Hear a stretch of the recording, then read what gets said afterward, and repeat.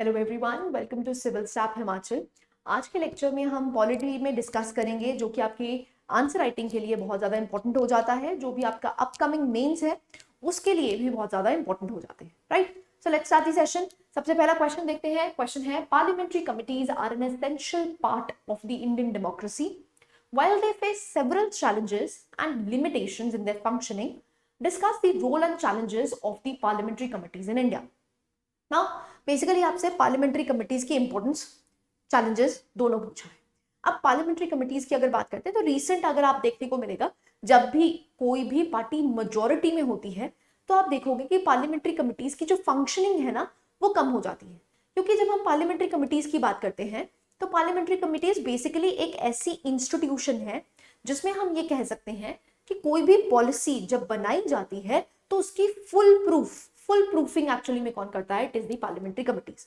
सो हमारी जो पॉलिसी है वो फुल प्रूफ बने विदाउट लूप होल्स, इसीलिए आपको पार्लियामेंट्री कमिटीज देखने को मिलती है। तो एफिशिएंट वर्किंग आप कह सकते हैं कौन करता है? It is the parliamentary committees. But problem क्या है कि जो डिसीजन मेकिंग है, जो पॉलिसी मेकिंग है, वो बहुत ज्यादा एक्सटेंड हो जाती है। इसीलिए पार्लियामेंट्री कमिटीज के जो प्रोसेस है उसको बाईपास करके जल्दी से जल्दी पॉलिसीज बनाने की कोशिश की जाती है और जल्दी से जल्दी बिल्स को पास करवाने की कोशिश की जाती है। तो चैलेंजेस भी हैं क्योंकि ये रिकमेंडरी इन नेचर है, इनके जो भी रिकमेंडेशंस हैं वो बाइंडिंग तो है नहीं, तो इसलिए आप कह सकते हैं कि इनके पास इफेक्टिव पावर नहीं है। लेकिन अगर हम डेमोक्रेसी में जो डेमोक्रेटिक आइडियल्स हैं उसको सेटअप करना चाहते हैं तो पार्लियामेंट्री कमिटीज की जो फंक्शनिंग है वो बहुत अच्छी होनी चाहिए। ठीक है, सो बेसिकली आपको ये बताना है कि पार्लियामेंट्री कमिटीज जो है उसकी क्या इंपॉर्टेंस है, चैलेंजेस क्या है, क्या वे फॉरवर्ड हो सकता है। इट इज अ 20 मार्क का क्वेश्चन। सो बेसिकली आपको एक ब्रीफ इंट्रोडक्शन देनी है किसके लिए? पार्लियामेंट्री कमिटीज के लिए। फिर आपको डिस्क्राइब करना है कि इनका रोल और सिग्निफिकेंस क्या है, और दूसरा क्या बताना है? चैलेंजेस और लिमिटेशंस बतानी है। ठीक है, सो कंक्लूजन में, क्योंकि 20 मार्कर क्वेश्चन है तो 20 मार्कर क्वेश्चन में आपको हमेशा कंक्लूजन दो पार्ट्स में लिखना है, penultimate conclusion, ultimate conclusion. Penultimate conclusion में बेसिकली जो गवर्नमेंट इनिशिएटिव है या फिर वे फॉरवर्ड, और तीसरा आपको दूसरा आपको जो कंक्लूजन लिखना है that should be your summarising whole of your answer in 3 to 4 lines. ठीक है, सो हम देखते हैं। अगर हम पार्लियामेंट्री कमिटीज की बात करते हैं, बेसिकली क्या है? It is a panel of MPs that is appointed और इलेक्टेड बाय द हाउस और nominated by the speaker. So basically ये जो अथॉरिटी है, आर्टिकल नंबर बहुत इंपॉर्टेंट हो जाता है। जैसा कि आपको पता है कि जब भी हम पॉलिटी के क्वेश्चंस लिख रहे हैं वहां पर article number plays a very crucial role. ठीक है, सो आर्टिकल 105 to 118 आपको देखने को मिलते हैं। अगर इनके पावर्स एंड फंक्शनिंग्स की बात करते हैं तो आपको देखने को मिलता है कि बहुत सारे ये रोल्स निभाते हैं। नाउ सबसे पहला क्या है? Just a second. सबसे पहले आपको देखने को मिलता है they provide legislative expertise, very important. जो आपने पॉलिसी बनाई है उसमें लूप होल्स स्क्रूटनी एक तरह से कौन करता है? It is the parliamentary committee, number 1। Number 2 की अगर बात करते हैं, they examine the bills in detail. So whatever the loopholes have, जो भी पॉलिसी के पास लूप होल्स एग्जिस्ट करते हैं उसको प्लग इन करने की कोशिश करते हैं, और हम ये कह सकते हैं पॉलिसी को और भी ज्यादा फुल प्रूफ बनाते हैं। ठीक है, so detail and suggest the amendments. So ये सजेशंस भी देते हैं, बट प्रॉब्लम क्या है? इनकी जो सजेशंस हैं ये सिर्फ रिकमेंडरी इन नेचर है, ये बाइंडिंग नहीं होती है। ठीक है, नेक्स्ट, एक तरह से they act as mini parliament. कैसे वर्क करते हैं? एक मिनी पार्लियामेंट की तरह काम करते हैं।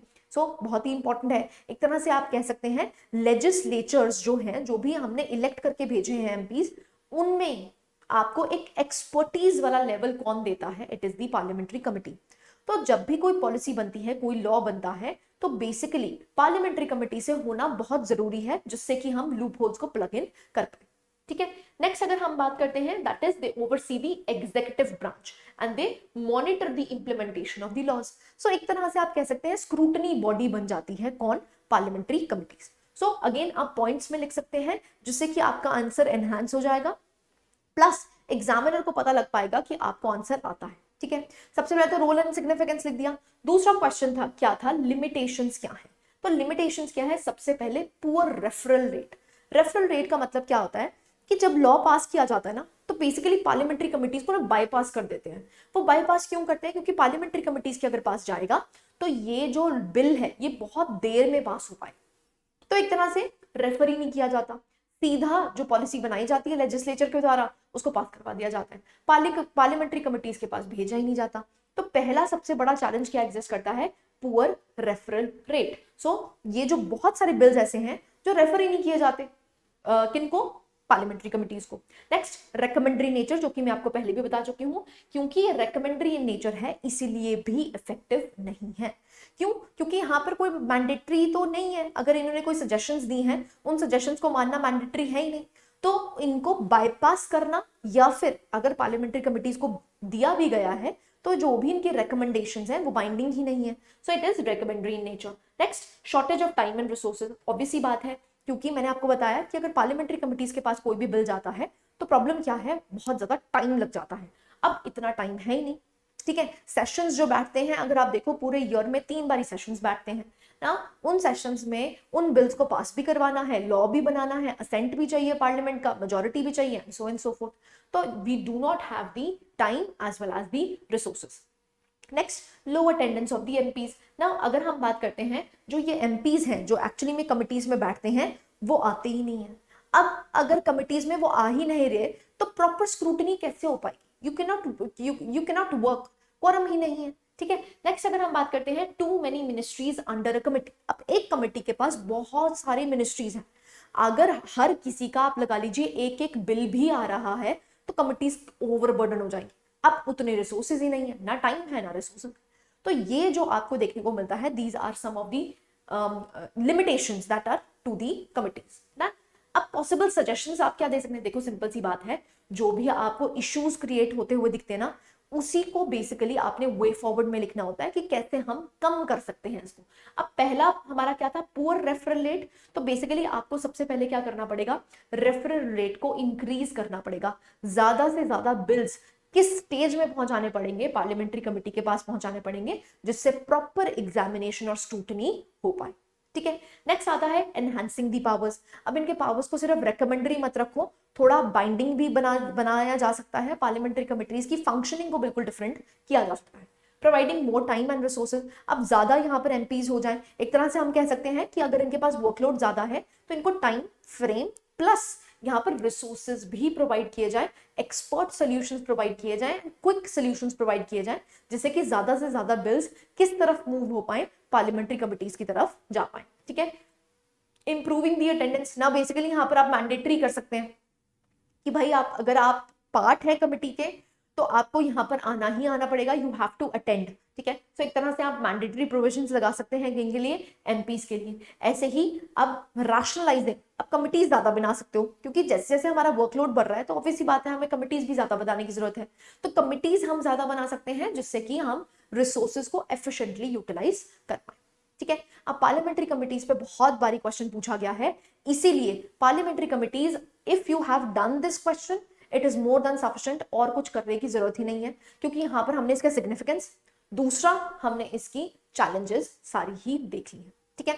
नेक्स्ट क्वेश्चन पे मूव करते हैं। क्वेश्चन नंबर 2 आता है, that is discuss the significance and contemporary relevance of the RoPA act, that is Representation of Peoples Act 1951 in the Indian electoral system, analyze its various amendments and their impact on the conduct of free and fair elections.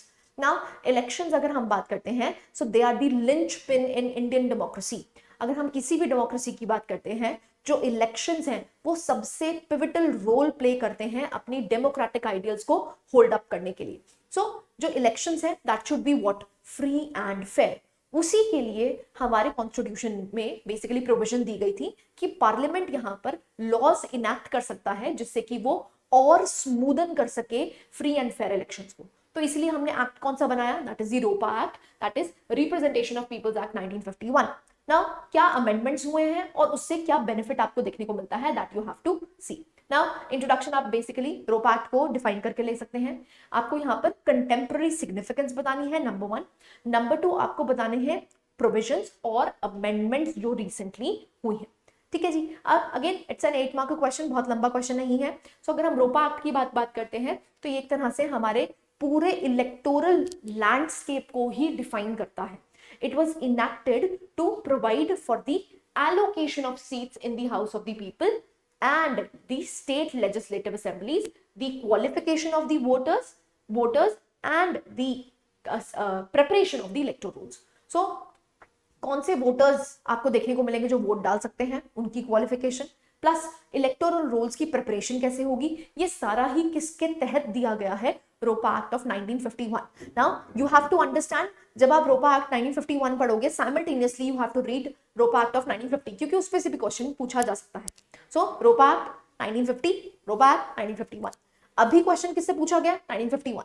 Now जैसे ही ये खत्म होगा, आप video खत्म होगा, उसके बाद आप यू जस्ट रिवाइज 1950 के भी जो भी प्रोविजंस दे रखे हैं. अब दोनों में से कोई भी अगर क्वेश्चन पूछा जाता है तो आप इजीली अटेम्प्ट कर पाए.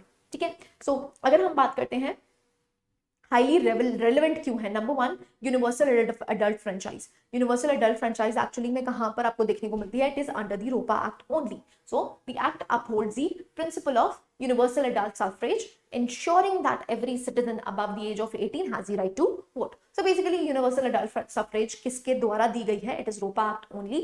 Electoral offenses, now यहाँ पर बहुत इंपॉर्टेंट हो जाता है कि जब भी इलेक्शंस होल्ड हो रहे होते हैं तो ऑफेंसेस क्या कहलाएंगे, तो वो भी किसके तहत दिया गया है, 1951 रोपा एक्ट के तहत ही दिया गया है. तो जैसे कि आप देख सकते हैं ब्राइबरी, या फिर हम बात करते हैं इम्पर्सनेशन की, या अनड्यू इन्फ्लुएंस की, या पेनल्टीज भी लगाई जाती हैं, तो ये भी किसके तहत दिया गया है, इट इज रोपा एक्ट 1951. डिस्क्वालिफिकेशंस बहुत ही ज्यादा इंपॉर्टेंट है. डिस्क्वालिफिकेशंस भी आपको रोपा एक्ट 1951 में देखने को मिलती हैं. So it provides for the disqualifications for contesting elections, जिसमें आपको क्रिमिनल कन्विक्शंस देखने को मिलती हैं. फॉर एग्जांपल अगर आप पे कोई भी क्रिमिनल चार्जेस हैं जो जिसमें आपको 3 साल से ज्यादा की सजा आपको देखने को मिलती है, तो बेसिकली आप पार्टिसिपेट इलेक्शंस में नहीं कर सकते हैं. ठीक है. So again including criminal convictions and corrupt practices. Then next अगर हम बात करते हैं अमेंडमेंट्स एंड रिफॉर्म्स, जो कि आपसे नेक्स्ट क्वेश्चन पूछा गया था. सो आप देख सकते हैं the RPA act has seen several amendments over the years. बहुत सारे अमेंडमेंट्स हुए हैं, जैसे कि आप देख सकते हैं the introduction of NOTA. NOTA stands for what, none of the above. इसको कब इंट्रोड्यूस किया गया था, 2013 में. It is a significant reform. Basically यहाँ पर क्या सिग्निफाई करता है कि वोटर्स जो हैं वो किसी भी कैंडिडेट को नहीं चाहते ना. नोटा की कोई ऐसा रेलेवेंस नहीं है. फॉर एग्जाम्पल ज्यादा से ज्यादा वोट्स अगर नोटा पे पड़ते हैं तो ऐसा नहीं है कि कोई भी कैंडिडेट जीतेगा नहीं, लेकिन यहां से आपको पता चल जाएगा, पार्टीज को पता चल जाएगा कि जो हमने जिन कैंडिडेट्स को हमने टिकट दी है वो वैल्यूएबल नहीं है. क्यों, क्योंकि लोग चाहते ही नहीं उनको. ठीक है. तो एक तरह से वैल्यूएबल इंसाइट्स मिल जाती हैं बाय इंट्रोड्यूसिंग नोटा. ठीक है. None of the above. Now बहुत सारे चेंज हुए हैं, जैसे मैंने आपको बताया नोटा ऑप्शन आया है. ऐसे ही VVPAT. VVPAT is what, voter verifiable paper audit trail. So पहले क्या होता था, ट्रांसपेरेंसी को एक्चुअली में इंक्रीज करने के लिए क्या इंट्रोड्यूस किया गया है, वीवीपैट. क्या होता था कि आपको ऐसा लगता था कि भाई मैं जिस बटन पे प्रेस करके आऊं, क्या पता किसी और को वोट चली गई हो, मुझे क्या पता कि भाई वो ही उसी इंसान को वोट गई है. तो इसको और ट्रांसपेरेंट करने के लिए क्या इंट्रोड्यूस किया गया था, वीवीपैट. सो ये अमेंडमेंट्स हुए हैं जिसकी वजह से जो रोपा एक्ट है वो हम कह सकते हैं और भी स्ट्रेंथन हुआ है. ठीक है. नेक्स्ट एफसीआरए प्रोविजंस की अगर बात करते हैं तो it is mandatory for the political parties to submit to the ECI, that is Election Commission of India, a list of donations received above 2000. अब जो भी डोनेशंस इनको मिली है 2000 से ऊपर वो आपको बतानी पड़ेगी. तो एक तरह से क्या है, transparency on the political parties too. So accountability और ट्रांसपेरेंसी दोनों ही एनहांस करी जाती हैं किस एक्ट से, रोपा एक्ट से. ऐसे ही अगर हम बात करते हैं राइट टू इन्फॉर्मेशन एंड, जो कि काफी ज्यादा न्यूज में आपको देखने को मिलता है, that is section 8 clause 4 of the RPA act 1951. Now जो सुप्रीम कोर्ट है उन्होंने 2013 में इसको स्ट्रक डाउन कर दिया था and declared it ultra vires and held that the disqualification takes place from the date of conviction.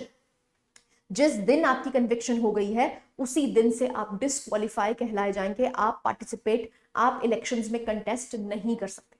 ठीक है. सो बेसिकली अगेन ट्रांसपेरेंसी और यहां पर अकाउंटेबिलिटी को इंक्रीज करने की बात की गई. ठीक है. नेक्स्ट अगर हम इम्पैक्ट की बात करते हैं फ्री एंड फेयर इलेक्शन में, ऑब्वियस ही बात है आरपीए एक्ट बहुत ज्यादा आपको ट्रांसपेरेंसी प्रोवाइड करता है, जैसे कि अगर it ensures free and fair elections. Number 2, deterrence from criminalisation of politics, जो टॉपिक आपको देखने को मिलता है क्रिमिनलाइजेशन ऑफ पॉलिटिक्स। अब क्रिमिनल ज्यादा से ज्यादा इसमें ना आ पाए, क्रिमिनल्स को रोका जाए, तो बेसिकली बहुत सारे प्रोविजंस आपको आरपी एक्ट में देखने को मिलते हैं। जैसे फॉर एग्जांपल अगर कोई कंटेस्ट करना चाहता है इलेक्शन, तो उसको अपनी प्रॉपर्टी बतानी पड़ती है।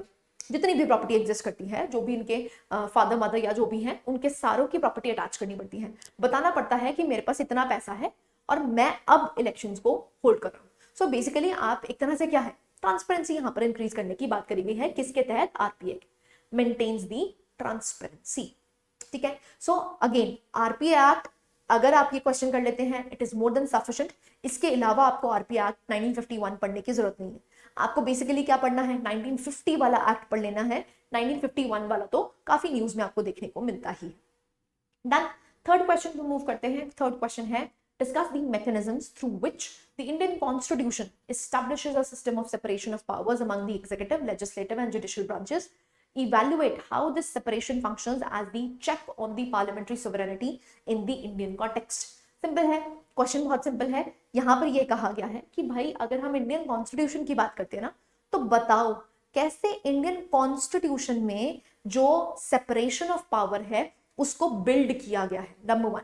नंबर टू, आपसे ये पूछा है कि इवैल्यूएट करो जो ये सेपरेशन फंक्शंस हैं कैसे पार्लियामेंट्री सोवरेनिटी पे एक चेक रखते हैं, ये क्वेश्चन है। ठीक है। सो बेसिकली आपको सबसे पहले क्या करना है, आप ब्रीफ इंट्रोडक्शन दे सकते हैं सेपरेशन ऑफ पावर से। उसके बाद आपको स्पेसिफिक मैकेनिज्म्स बताने हैं इंडियन कॉन्स्टिट्यूशन में जिससे कि सेपरेशन ऑफ पावर हुआ है। ठीक है। And you can conclude this answer. Now basically अगर हम इंडियन कॉन्स्टिट्यूशन की बात करते हैं जो कि अडॉप्ट किया गया 1950 में, और एक तरह से हम ये कह सकते हैं कि एग्जीक्यूटिव, लेजिस्लेचर और जुडिशियल ब्रांचेस में आपको एक सेपरेशन ऑफ पावर देखने को मिलती है। दो हमारे पास ट्रू सेपरेशन ऑफ पावर नहीं एग्जिस्ट करती। क्यों? क्योंकि हम पार्लियामेंट्री फॉर्म ऑफ सिस्टम है ना। पार्लियामेंट्री फॉर्म ऑफ गवर्नमेंट में बेसिकली क्या होता है, जो लेजिस्लेचर्स इलेक्ट होके जाते हैं उन लेजिस्लेचर्स में से ही क्या बनाया जाता है, एग्जीक्यूटिव। तो ट्रू सेपरेशन ऑफ पावर्स आपको एग्जिस्ट करती हुई नहीं दिखती, जैसे आपको प्रेसिडेंशियरी फॉर्म में देखने को मिलती है। बट फिर भी हमारे इंडियन कॉन्स्टिट्यूशन में बहुत सी ऐसी प्रोविजंस दी गई हैं जहां पर यह कहा गया है there should be separation of powers. अब वो क्या क्या है उसके बारे में देख लेते हैं। मैकेनिज्म, पहले लेजिस्लेचर कंट्रोल कैसे कर पाता है, जैसे ऑन जुडिशरी। अगर हम लेजिस्लेचर की कंट्रोल की बात करते हैं, जुडिशरी पे कैसे है, for example impeachment process. Now impeachment किसकी, बेसिकली रिमूवल किसकी करी जाती है, सुप्रीम कोर्ट के जजेस की, हाई कोर्ट के जजेस की। यहाँ पर क्या प्रोवाइड करना होता है, दैट इज स्पेशल मेजॉरिटी। ना एक तरह से लेजिस्लेटिव का मतलब लेजिस्लेचर का कंट्रोल किस पे है, जुडिशरी पे। क्यों? क्योंकि यहाँ पर इंपीचमेंट प्रोसेस कौन इनिशिएट करता है, कौन स्टार्ट करता है, it is the legislature only. तो एक तरह से कह सकते हैं it is a check on the balance of separation of power. Next, on executive की अगर बात करते हैं तो एग्जीक्यूटिव पे कैसे हमने सांध लगाई हुई है लेजिस्लेचर ने, तो यहाँ पर आपको नो कॉन्फिडेंस वोट देखने को मिलता है। सो नो कॉन्फिडेंस मोशन हो गया, या फिर हम कहते हैं the question hour and the zero are.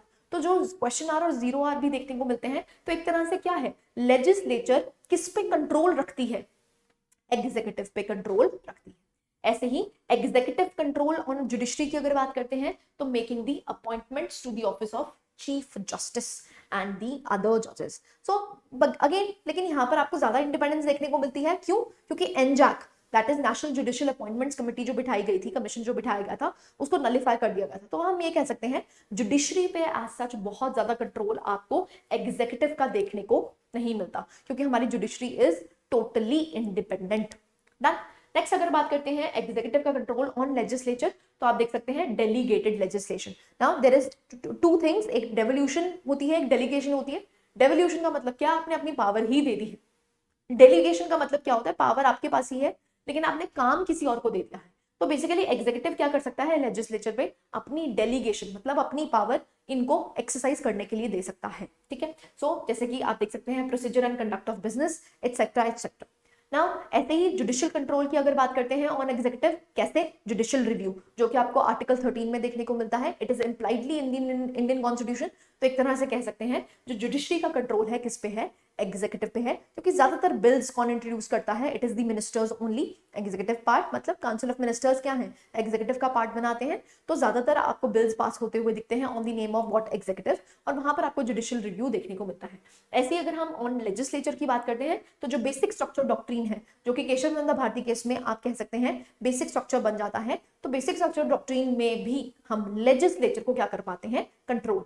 कौन है, जुडिशियल कंट्रोल आपको देखने को मिलता है। तो 3 पर्सपेक्टिव्स में हमने यहाँ पर इसको डिवाइड कर दिया। नाउ ये जो सेपरेशन है बेसिकली ये हमारे चेक ऑन पार्लियामेंट्री सोवरेनिटी है। कैसे, जैसे parliamentary sovereignty versus judicial review. Now अगर हम बात करते हैं जो पार्लियामेंट्री सोवरेनिटी है, it is subject to judicial review. ये यूके की तरह नहीं है, क्योंकि यूके में तो क्या है, पावरफुल, सबसे पावरफुल कौन है, पार्लियामेंट सबसे पावरफुल है, पार्लियामेंट्री सोवरेनिटी एग्जिस्ट करती है। लेकिन इंडिया में जो पार्लियामेंट्री सोवरेनिटी है वो एक तरह से चेक में रहती है। किसके चेक में रहती है, जुडिशरी के चेक में रहती है, by the concept of judicial review that is impliedly given in our Indian Constitution under Article 30। ठीक है, so this is parliamentary sovereignty versus judicial review. Next executive accountability की अगर बात करते हैं तो जो एग्जीक्यूटिव है वो किसको अकाउंटेबल है, collectively they are accountable to the Lok Sabha.